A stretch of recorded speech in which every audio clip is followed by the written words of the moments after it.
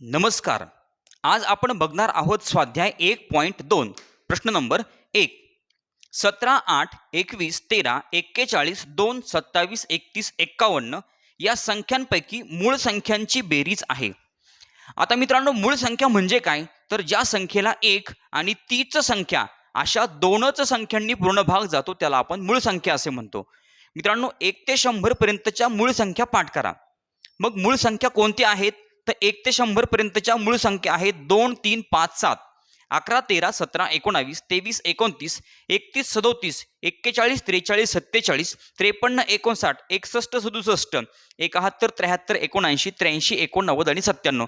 आता मित्रांनो, आपल्याला या प्रश्नामध्ये दिलेल्या संख्यांमधून मूळ संख्या ओळखायच्या आणि त्यांची करायची बेरीज. मग आता मित्रांनो, 17 ही मूळ संख्या आहे का? आहे. त्यानंतर 8 ही संयुक्त संख्या आहे, 21 ही संयुक्त संख्या आहे, 13 ही मूळ संख्या आहे, 41 ही मूळ संख्या आहे, 2 ही मूळ संख्या आहे, 27 ही संयुक्त संख्या आहे, 31 ही मूळ संख्या आहे, 51 ही संयुक्त संख्या आहे. मित्रांनो, आता आपण या मूळ संख्यांची करणार बेरीज. बघा, 17, त्यानंतर 13, 41, 2 आणि 31. मित्रांनो, या सर्व मूळ संख्यांची बेरीज बघा. 7 आणि 3 10, 10 आणि 1 11, 11 आणि 2 13, 13 आणि 1 14, हातचा आला 1, 1 2 3, 3 आणि 4 7, 7 आणि 3 8 9 10. म्हणजे मित्रांनो, आपलं उत्तर आलं 104.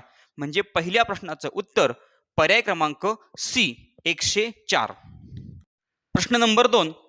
पुढीलपैकी कोणते विधान बरोबर आहे? मित्रांनो, 4 पर्यायांमधून आपल्याला बरोबर विधान, योग्य विधान ओळखायचं आहे. बघा, पर्याय क्रमांक 1 आहे 0 ही विषम संख्या आहे. मित्रांनो, 0 ही विषम संख्या आहे का? तर नाही, 0 ही विषम संख्या नाही. मग पर्याय क्रमांक 2, 0 ही समसंख्या आहे. मित्रांनो, आपल्या या सिलेबसनुसार 0 ही समसंख्या सुद्धा नाही, म्हणजे पर्याय क्रमांक 2 सुद्धा आहे चूक. त्यानंतर पर्याय क्रमांक 3, 0 ही मूळ संख्या आहे. मित्रांनो, 0 ही मूळ संख्या नाही, म्हणून पर्याय क्रमांक 3 सुद्धा चुकीचा. मग आता पर्याय क्रमांक 4 असेल बरोबर. बघा, 0 ही विषम संख्या ही नाही आणि समसंख्या ही नाही. म्हणजे मित्रांनो, दुसऱ्या प्रश्नाचं उत्तर आहे पर्याय क्रमांक डी, हे विधान योग्य आहे. प्रश्न नंबर 3. 3 ची दर्शनी किंमत आणि 36,890 या संख्येतील 3 ची स्थानिक किंमत यातील फरक काढा.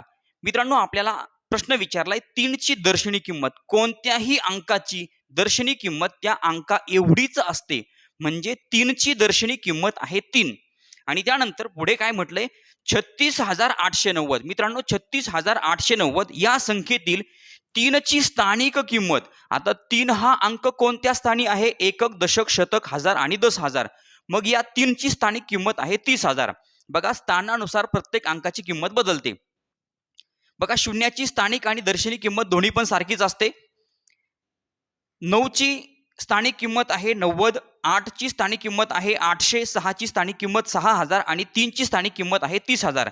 मित्रांनो, 3 ची दर्शनी किंमत 3 आणि 36,890 मधील 3 ची स्थानिक किंमत आहे 30,000. यामधला फरक म्हणजे मित्रांनो, आपल्याला वजाबाकी करावी लागेल 30,000. या 3 ची स्थानिक किंमत 30,000 आणि 3 ची दर्शनी किंमत आहे 3.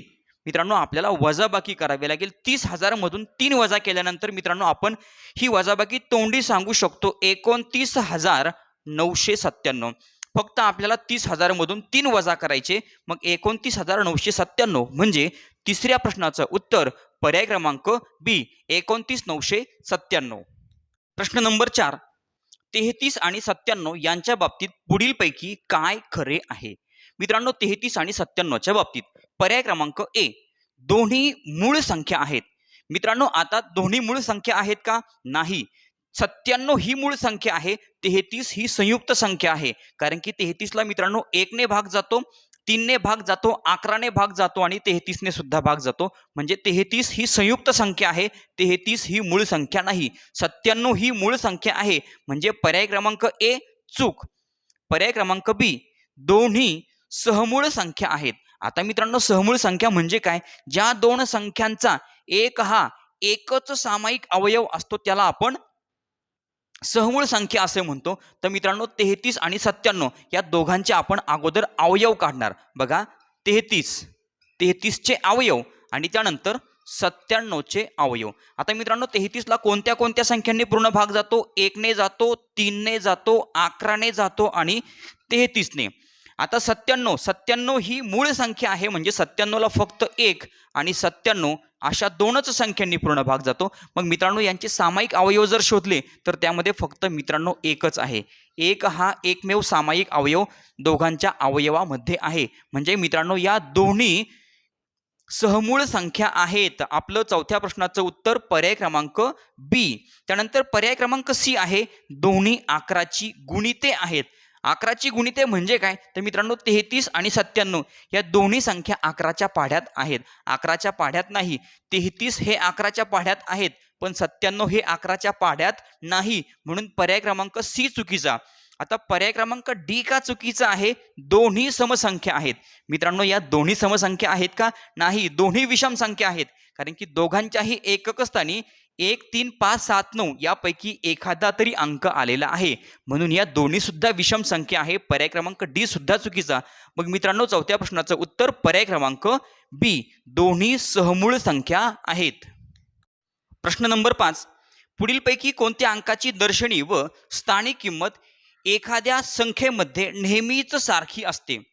आता मित्रांनो कोणत्या अंकाची स्थानिक आणि दर्शनी किंमत सारखी असते? तर बघूया. पर्याय क्रमांक ए आहे 0. आता मित्रांनो मी एक संख्या घेतो 100. आता या 100 मध्ये बघा एकक स्थानी आहे 0. या शून्याची स्थानिक किंमत आहे 0 आणि दर्शनी किंमत सुद्धा 0च. दशक स्थानी आहे 0. या शून्याची स्थानिक किंमत आहे 0 आणि दर्शनी किंमत सुद्धा 0च आहे. म्हणजे मित्रांनो 0 या अंकाची स्थानिक आणि दर्शनी किंमत नेहमीच सारखी असते. म्हणजे पाचव्या प्रश्नाचं उत्तर आहे पर्याय क्रमांक ए. आता मित्रांनो बी, सी आणि डी हे चुकीचे कसे आहेत आता बघूया. पर्याय क्रमांक बी आहे 1. आता मित्रांनो एक संख्या घेतली मी 10. आता 10 या संख्येमध्ये 1 आहे दशक स्थानी. या 1 ची स्थानिक किंमत आहे 10 आणि दर्शनी किंमत आहे 1. म्हणजे स्थानिक आणि दर्शनी किंमत सारखी आहे का? नाही. म्हणून पर्याय क्रमांक बी चुकीचा.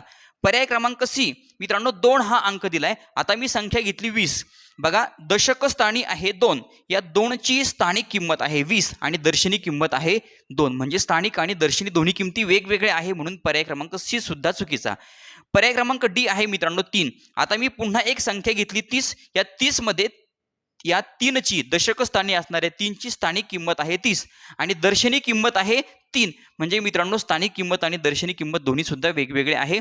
पर्याय क्रमांक ए आहे मित्रांनो 0. या शून्याची स्थानिक आणि दर्शनी किंमत नेहमी सारखीच असते. म्हणून पाचव्या प्रश्नाचं उत्तर पर्याय क्रमांक ए 0. प्रश्न नंबर 6.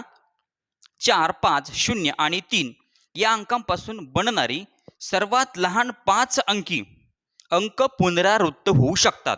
संख्या कोणती? मित्रांनो 4, 5, 0 आणि 3 या अंकांचा आपल्याला वापर करायचा आहे. 5 अंकी लहानात लहान संख्या तयार करायची आहे आणि मित्रांनो अंक पुनरावृत्त म्हणजे डबल येऊ शकतात. एखादा अंक डबल येऊ शकतो. मग आता मित्रांनो आपल्याला लहान संख्या तयार करायची आहे. लहान संख्या तयार करताना आपण लहान अंक अगोदर घेतो, त्यानंतर त्यापेक्षा मोठा, त्यापेक्षा मोठा, त्यापेक्षा मोठा. मग आता मित्रांनो लहान संख्या तयार करायची आपल्याला आणि 5 अंकी. मग लहान अंक जर म्हटलं तर 0, त्यानंतर त्यापेक्षा मोठा 3, त्यापेक्षा मोठा 4 आणि त्यापेक्षा मोठा 5. आता ही मित्रांनो किती अंकी संख्या तयार झाली? तर ही संख्या तयार झाली 4 अंकी. आपल्याला 5 अंकी संख्या तयार करायची आहे. मग मित्रांनो 5 अंकी संख्या तयार करायची म्हटल्यानंतर जो लहान अंक आहे तो वाढवायचा. मोठी संख्या तयार करायची असेल म्हणजे 4 अंक दिले त्यापासून 5 अंकी संख्या तयार करायची असेल, मोठी संख्या तयार करताना मोठा अंक वाढवायचा. मग लहान संख्या तयार करायची म्हणून मित्रांनो लहान अंक वाढवायचा. मग आता एकूण अंक झाले 4. मग आता आपल्याला 5 अंकी संख्या तयार करायची आहे. मग मित्रांनो या ठिकाणी लहान अंक वाढवला 0. आता मित्रांनो ही 5 अंकी संख्या तयार झाली का? नाही. ही संख्या फक्त 3च अंकी आहे. कारण की मित्रांनो या ठिकाणी सुरुवातीला 0 आले म्हणजे ही फक्त 345 संख्या आहे. मग मित्रांनो अशा वेळेला आपण काय करायचं? शून्यानंतरचा जो मोठा अंक असेल तो 1 नंबरला घ्यायचा. म्हणजे मित्रांनो संख्या तयार होईल बघा 3, 0, 0, 4 आणि 5. म्हणजे आपण काय केलं मित्रांनो? हे 3 आणि हा 0 यांच्यामध्ये आदला बदल केली. म्हणजे 3 घेतला 1 नंबरला, त्यानंतर 2 0 आणि 4 आणि 5. मित्रांनो संख्या तयार झाली 30,045. म्हणजे मित्रांनो 4 अंकांपासून आपण 5 अंकी संख्या तयार केली आणि कोणता अंक डबल घेतला तर 0 हा अंक डबल घेतला म्हणजे 6व्या प्रश्नाचं उत्तर पर्याय क्रमांक बी 30,045. प्रश्न नंबर 7. n या कोणत्याही नैसर्गिक संख्येच्या बाबतीत पुढीलपैकी कोणते विधान सत्य आहे? हे चिन्ह मोठी संख्या दर्शवते व हे चिन्ह लहान संख्या दर्शवते. 2016च्या परीक्षेमध्ये आलेला हा प्रश्न आहे. आता मित्रांनो नैसर्गिक संख्या म्हणजे काय? तर नैसर्गिक संख्यांची सुरुवात होते 1, 2, 3, 4, 5 आणि मित्रांनो पुढे अनंत. नैसर्गिक संख्येची सुरुवात होते 1 पासून. मग आता n ही कोणतीही एक नैसर्गिक संख्या आपण मानूया आणि मित्रांनो आपल्याला हे 4 विधान बघायचे आहे. चार पर्यायांमध्ये 4 दिलेल्या क्रिया बघायच्या आहेत आणि यातलं कोणतं विधान सत्य आहे? मित्रांनो पर्याय क्रमांक 1. आता n म्हणजे मित्रांनो आपण नैसर्गिक संख्येमधली सर्वात अगोदरची म्हणजे पहिली संख्या 1 ही घेऊया. n म्हणजे मित्रांनो आपण आता 1 घेणार.